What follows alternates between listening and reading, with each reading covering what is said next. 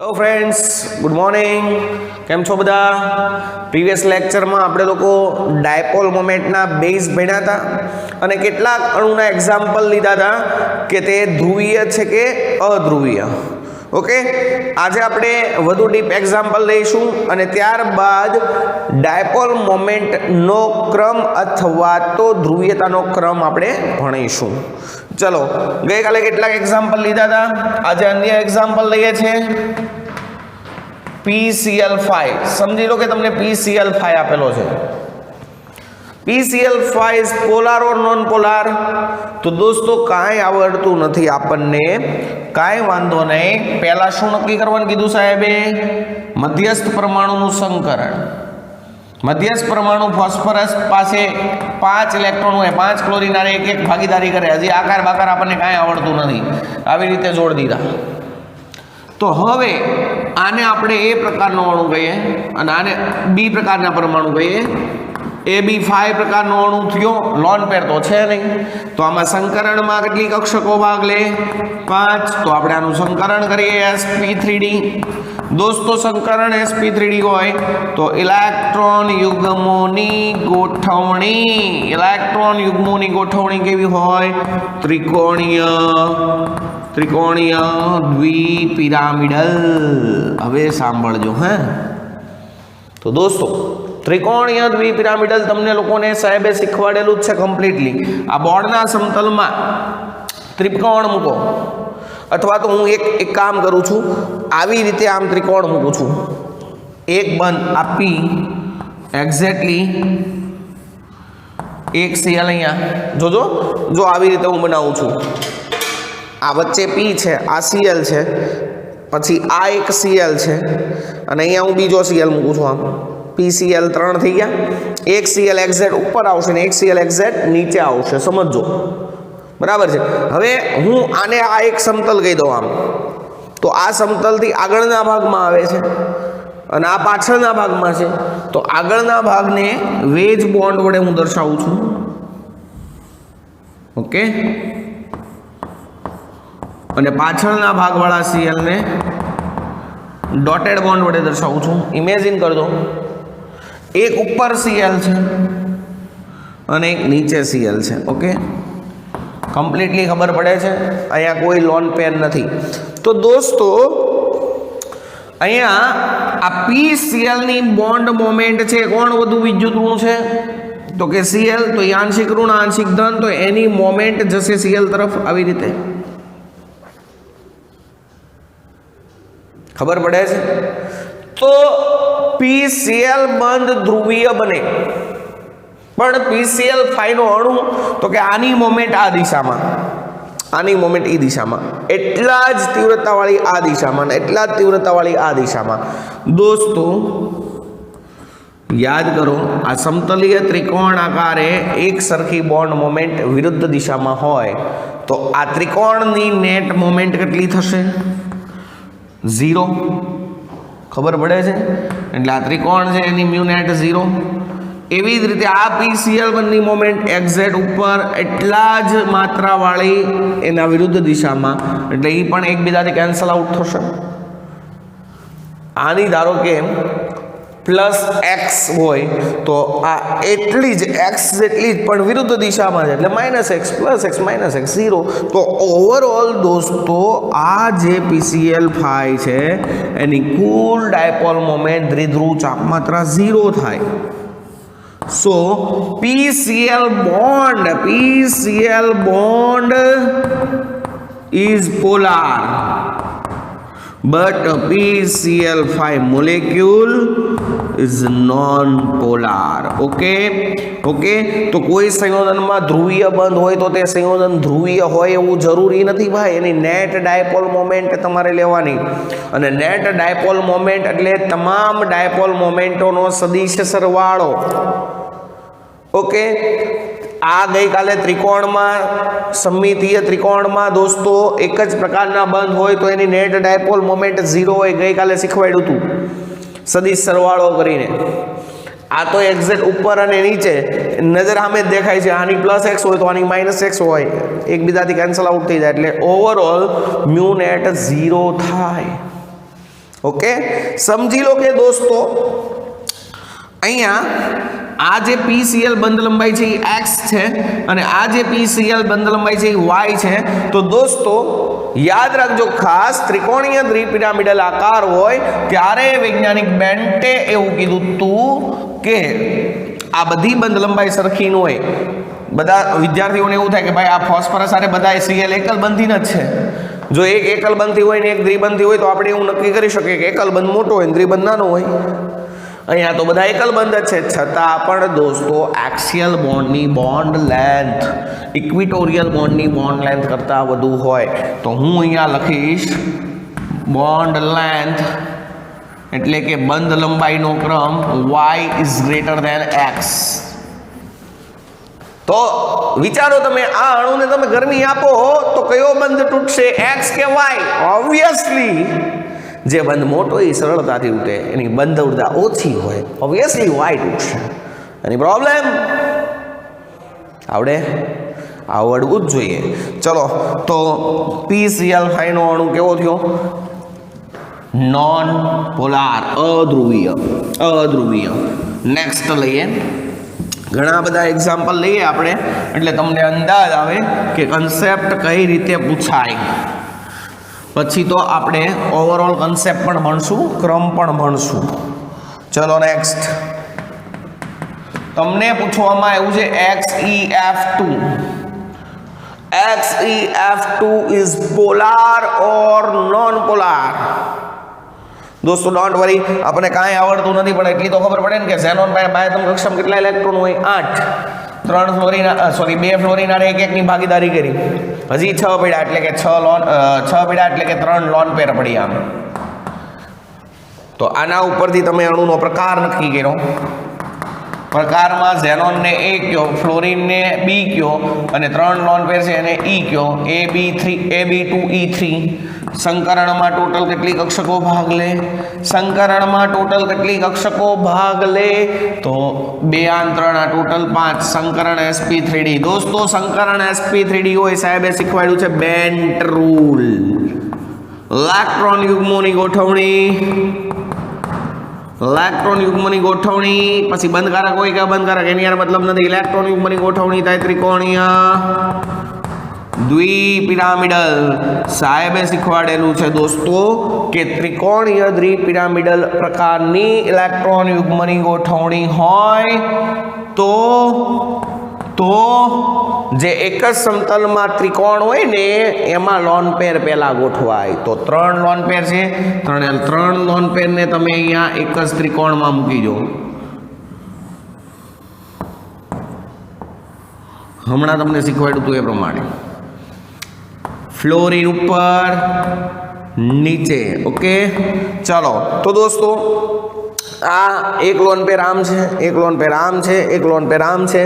તો loan પેરની moment હોય આની દિશા આમ થશે. લોન પેરની મોમેન્ટ કઈ દિશામાં દર્શાવાય? એટમથી લોન પેર તરફ. આની આમ, આની આમ. દોસ્તો એક સરખા પ્રકારની મોમેન્ટ સમમિતીય રીતે 120 ડિગ્રીનો ખૂણો, તો નેટ કેન્સલ આઉટ થશે. ન ખબર પડતી હોય તો તમે આવી રીતે પણ કરી શકો. જો આની મોમેન્ટ આમ છે, પછી બીજાની મોમેન્ટ આ દિશામાં, તો સરવાળો કઈ રીતે થશે? પહેલાનું તીર, બીજાની પૂંછડી. ચલો ત્રીજાનું તો કે આ દિશામાં, તો આમ થશે આમ. તો નેટ મોમેન્ટ હવે પૂરું 3 જ છે. 3 થાય કેટલી?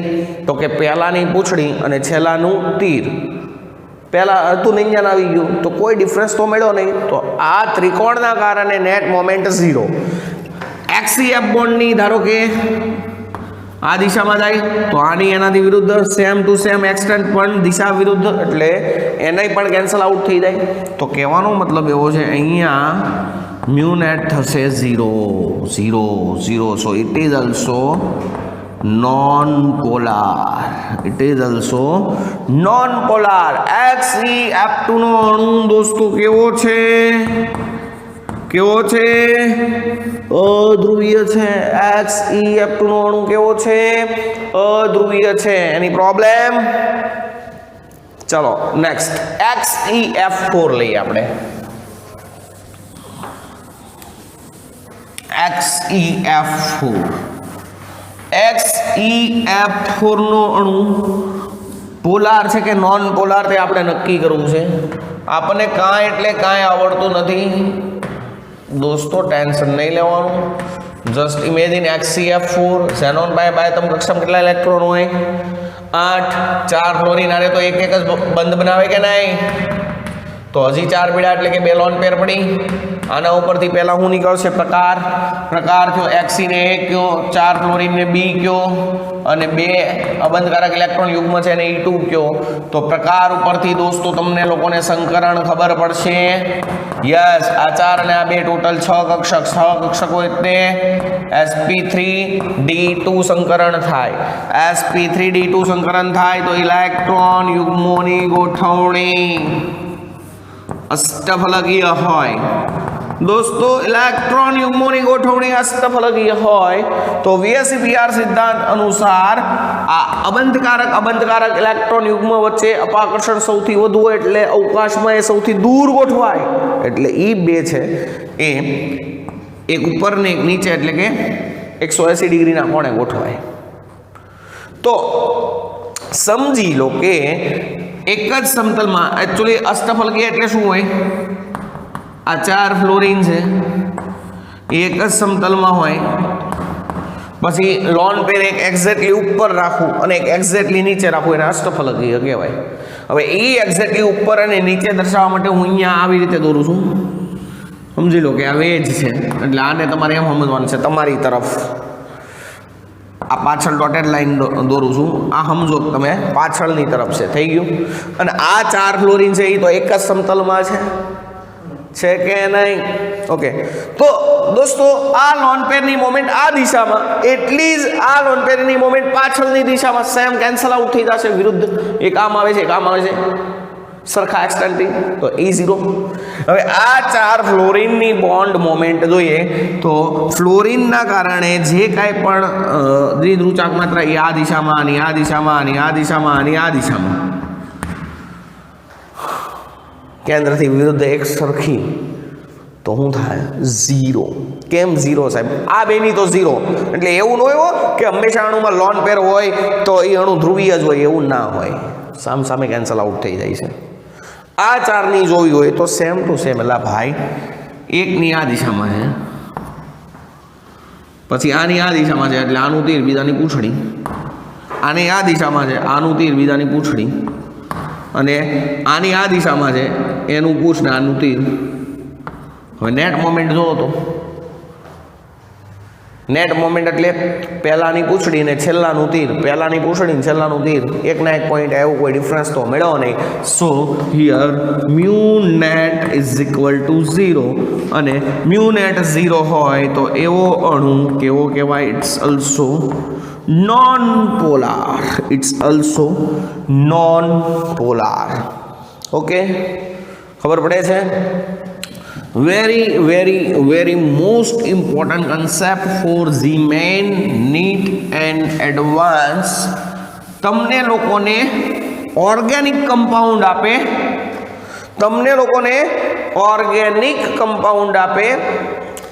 અને એમ કે આપેલા સંયોજનોને તેની ડાયપોલ મોમેન્ટના ચડતા અથવા ઉતરતા ક્રમમાં ગોઠવો. very most important concept for the main NEET and advance. તમને એમ કીધું છે કે નીચેના સંયોજનોને તેની ડાયપોલ મોમેન્ટના ચડતા ક્રમમાં ગોઠવો, અથવા તો તમને ઉતરતા ક્રમમાં પણ પૂછે. સંયોજન આવી રીતે આપેલું છે દોસ્તો. આ પ્રકારના ક્વેશ્ચન જીમેનમાં પૂછાય પણ ગયેલા છે. ચલો એક તમને આપું છું આવી રીતે, ઓર્થો ડાયક્લોરોબેન્ઝીન. સેકન્ડ તમને આપું છું મેટા ડાયક્લોરોબેન્ઝીન, અને થર્ડ તમને આપું છું પેરા ડાયક્લોરોબેન્ઝીન.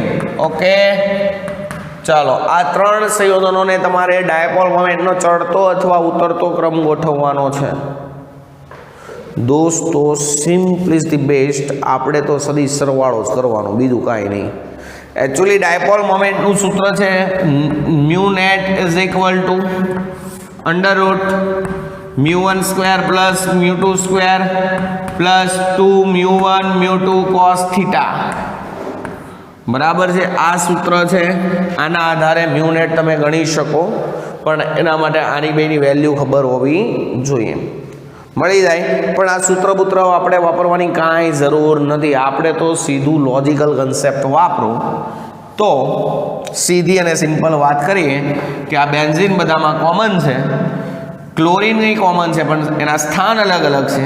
તો કાર્બન ક્લોરીન છે, કાર્બન ક્લોરીનમાં કોણ વધુ વિદ્યુત ક્લોરીન. તો આની બોન્ડ મોમેન્ટ આ દિશામાં જાય અને આની બોન્ડ મોમેન્ટ આ દિશામાં જાય. સેમ વે આની બોન્ડ મોમેન્ટ અહીંયા, આની અહીંયા, આની બોન્ડ મોમેન્ટ ઉપર, આની એક્ઝેક્ટલી નીચે. ચાલો સદીશ સરવાળો કરો. બહુ સિમ્પલ.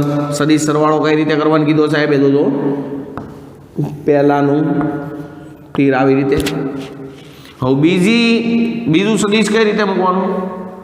બીજાની પૂંછડીને પહેલાનું તીર દિશા આમ છે જો. ઓકે, અથવા તો અહીંયાથી ખૂણો તમે માપી લો તો એ ખબર પડે ને. જો આ ખૂણો કેટલાનો હોય? આ ત્રિકોણ બન્યો આમ. આ ખૂણો 120 નો, તો આ 60 નો હશે, અડધો છે ને એક્ઝેક્ટલી. અહીંયા 120, અહીંયા 180. તો અહીંયા ન ખબર પડતી હોય તો અહીંયા આ જે લાઈન હોય એને આમ 60 ડિગ્રીએ દોરવાનું. ઓકે, ચાલો બેઝ છે. હવે તો નેટ ડાયપોલ મોમેન્ટ એટલે પહેલાનું પૂંછડીને છેલ્લાનું તીર આમ થાય. આ મ્યુ નેટ છે. ઓકે, એટલે અહીંયા મ્યુ નેટ 0 થતી નથી જો. So mu net is not equal to 0. તો આપણે આને શું કહીશું? પોલાર. ઓકે, ચાલો નેક્સ્ટ. અહીંયા પહેલી ડાયપોલ આમ બરાબર છે, પછીની ડાયપોલ આ દિશામાં આમ એટલે આમ થાય. તો અહીંયા મ્યુ નેટ થશે આમ બરાબર. મ્યુ નેટ એટલો મળશે, પણ અહીંયા પણ mu net is not equal to 0. Mu net is not equal to 0. પરિણામે ઇટ ઇઝ ઓલ્સો પોલાર. અને લાસ્ટમાં પહેલાની ડાયપોલ ઉપર આવી રીતે, બીજી નીચેની દિશામાં એટલે આનું તીર, અને બીજીની પૂંછડીને આનું તીર અહીંયાથી આમ એટલું જ થાય, સેમ ટુ સેમ. તો લાસ્ટ નેટ ડાયપોલ એટલે શું થશે? અહીંયા છે ને અહીંયા બતાવું છું તમને. આમ છે આની ઉપર જ. તો નેટ ડાયપોલ મોમેન્ટ એટલે પહેલાની પૂંછડી છેલ્લાનું તીર એકની એક સ્થાને આવો એટલે મ્યુ નેટ કેટલો? 0. So it's non polar. તો દોસ્તો કહેવાનો ઇન્ટેન્શન મારો એવો છે કે ortho dichlorobenzene polar, meta dichlorobenzene polar, જ્યારે પેરા ડાયક્લોરોબેન્ઝીન કેવો છે? Non polar. અને એમાં પણ તમે પ્રેક્ટિકલી જોઈ શકો છો અહીંયા બરાબર છે કે આની મ્યુ નેટ વધારે છે, આની ઓછી છે, ને પહેલાની 0 છે. તો તમે લોકો કહી શકો mu net of these three compound order is 1 is greater than 2 is greater than 3. Okay, ખબર પડે છે? આવી રીતે સિસ્ટમેટિકલી જાઓ એટલે કોઈ પણ પ્રશ્નનો જવાબ મળી જાય. ચલો નેક્સ્ટ. આની બદલે તમને એક્ઝામમાં બીજો પ્રશ્ન પૂછવામાં આવે છે. એ પ્રશ્ન આવો પૂછવામાં આવે છે. ચાલો કેવો? તો કે તમને આનો આ જ ક્રમ આપેલો છે, પણ તમને આવો પ્રશ્ન આપેલો છે. એક તમને આપેલો છે આવી રીતે CH3 બેન્ઝીન ઉપર 2 CH3 હોય તો એને ઝાઇલિન કહેવાય. ઓર્થો સ્થાને હોય તો એને કહેવાય ઓર્થોઝાઇલિન. પછી અહીંયા આવી રીતે છે CH3 આને કહેવાય મેટાઝાઇલિન. અને થર્ડ આને કહેવાય પેરાઝાઇલ. ઓકે, ચલો. What is the order of dipole moment? આ ત્રણેયમાં ડાયપોલ મોમેન્ટનો ઓર્ડર જણાવો. તો દોસ્તો આ કાર્બન અને આ મિથાઇલ છે એ પોઝિટિવ ઇન્ડક્ટિવ ઇફેક્ટ ધરાવે. પોઝિટિવ ઇન્ડક્ટિવ ઇફેક્ટનો મતલબ થાય ઇલેક્ટ્રોન દાતા અસર, એટલે આને ઇલેક્ટ્રોન પ્રદાન કરશે, એટલે આની ડાયપોલ મોમેન્ટ આમ થશે, જો આમ આ દિશામાં, સેમ વે આની આ દિશામાં. ઓકે, તો બધાની ડાયપોલ મોમેન્ટનો ક્રમ તમને ખબર પડી ગઈ. ચલો, તો શું થશે? શું તો એઝ ઇટ ઇઝ, ચલો આની ડાયપોલ મોમેન્ટ આવી થશે. પહેલાનું તીર આમ છે, પછી બીજું તીરને આપણે એ જ દિશામાં મૂકો, એટલે પહેલાનું તીરને બીજાની પૂંછડી. બોલો કાંઈ પ્રોબ્લેમ? તો નેટ ડાયપોલ મોમેન્ટ હાલમાં એટલી થશે. It's your net dipole moment, અને દિશા પણ આમની થાય. ચાલો અહીંયા તો કે પહેલાનું તીર આવી રીતે, બીજો છે આમ આ દિશામાં છે ને, તો નેટ ડાયપોલ મોમેન્ટ તમારી આ દિશામાં થશે, પણ પહેલા કરતાં ઓછી થશે. બરાબર છે? જ્યારે અહીંયા આની જેટલી ડાયપોલ મોમેન્ટ છે એ નીચેની દિશામાં છે, એટલી જ ડાયપોલ મોમેન્ટ ઉપરની દિશામાં છે, તો પરિણામી ડાયપોલ મોમેન્ટ કેટલી થઈ જશે? 0. તો દોસ્તો હાલમાં પણ મ્યુ નેટનો કન્સેપ્ટ આવશે. ઓર્થોની વધારે મેટા કરતા ને મેટાની પેરા કરતા વધારે. તો કેટલીક વખત વિદ્યાર્થીઓ ગોખી નાખે કે ઓર્થો સંયોજન હોય એમાં ડાયપોલ મોમેન્ટ નથી વધારે હોય, મેટામાં ઓછી ને પેરામાં 0. પણ દરેક વખતે એવું ન હોય. જ્યારે બેન્ઝીન સાથે જોડાયેલા બંને સમૂહ ઇલેક્ટ્રોન આકર્ષક હોય અથવા બંને સમૂહ ઇલેક્ટ્રોન દાતા હોય ને ત્યારે એ ક્રમ આવે. એટલે તમે લોકો અહીંયા એક કન્સેપ્ટ મારી શકો કે બેન્ઝીન સાથે જોડાયેલા બંને સમૂહ ઇલેક્ટ્રોન વિથડ્રોઈંગ ગ્રુપ હોય અથવા બંને સમૂહ ઇલેક્ટ્રોન ડોનેટિંગ ગ્રુપ હોય ત્યારે મ્યુ નેટ નો ક્રમ તમે લખી શકો ortho is greater than meta is greater than para. But benzene સાથે જોડાયેલું એક સમૂહ ઇલેક્ટ્રોન ડોનેટિંગ હોય ને એક સમૂહ ઇલેક્ટ્રોન વિથડ્રોઈંગ હોય ત્યારે આ ક્રમ બદલાઈ જાય, ત્યારે આ ક્રમ છે એ ઊંધો થઈ જાય. પરંતુ બેન્ઝીન સાથે જોડાયેલા બે સમૂહ પૈકી એક ઇલેક્ટ્રોન વિથડ્રોઈંગ ગ્રુપ અને બીજું ઇલેક્ટ્રોન ડોનેટિંગ ગ્રુપ હોય ત્યારે mu net is equal to ortho less than meta less than para થાય. કેમ આવું થાય એની આપણે એક્ઝામ્પલ સાથે વાત કરીએ. ઓકે, તો એટલામાં કોઈને કંઈ પ્રોબ્લેમ? ચલો એક્ઝામ્પલ લઈએ. એવું એક્ઝામ્પલ લઈએ કે બેન્ઝીન સાથે એક ઇલેક્ટ્રોન ડોનેટિંગ ગ્રુપ હોય અને એક ઇલેક્ટ્રોન વિથડ્રોઈંગ ગ્રુપ હોય. ઓકે, ચાલો એવું એક્ઝામ્પલ આપી દઈએ સાહેબ. એવું થોડું છે. જો એક્ઝામમાં ક્લોરીન કે મિથાઇલ એવું જ હોય એવું જરૂરી નથી. તમને કોઈ પણ કન્સેપ્ટ કોઈ પણ ગ્રુપ આપી દે, તમારે ખાલી ફાઇન્ડ આઉટ કરવાનું ઇલેક્ટ્રોન વિથડ્રોઈંગ છે કે ડોનેટિંગ. ચાલો એક તમને અહીંયા આપ્યો છે CH3 ને અહીંયા આપ્યો છે Cl, ઓર્થોક્લોરોટોલ્યુઇન. સેકન્ડ તમને આપ્યો છે મેટાક્લોરોટોલ્યુઇન અને થર્ડ તમને આપેલ છે પેરાક્લોરોટોલ્યુઇન. તો કેટલાક લોકોએ તો ગોખી જ નાખ્યું હોય કે ઓર્થોમાં ડાયપોલ મોમેન્ટ વધારે, મેટામાં ઓછી ને પેરામાં 0. એવું દરેક વખતે ન હોય ભાઈ. કન્સેપ્ટ વાપરો કન્સેપ્ટ. ચાલો આ મિથાઇલની ધન પ્રેરક અસર એટલે ઇલેક્ટ્રોન ડોનેટિંગ છે, એટલે એની મોમેન્ટ આ દિશામાં.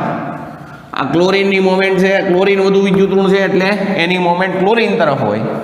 સેમ અહીંયા મિથાઇલની આ દિશામાં, ક્લોરીનની દિશામાં, મિથાઇલની બેન્ઝીનની દિશામાં, ક્લોરીનની દિશામાં. ઓકે, તો દોસ્તો અહીંયા ડાયપોલ મોમેન્ટનો સરવાળો કરો તમે તો પહેલી મિથાઇલની ડાયપોલ છે આમ થાય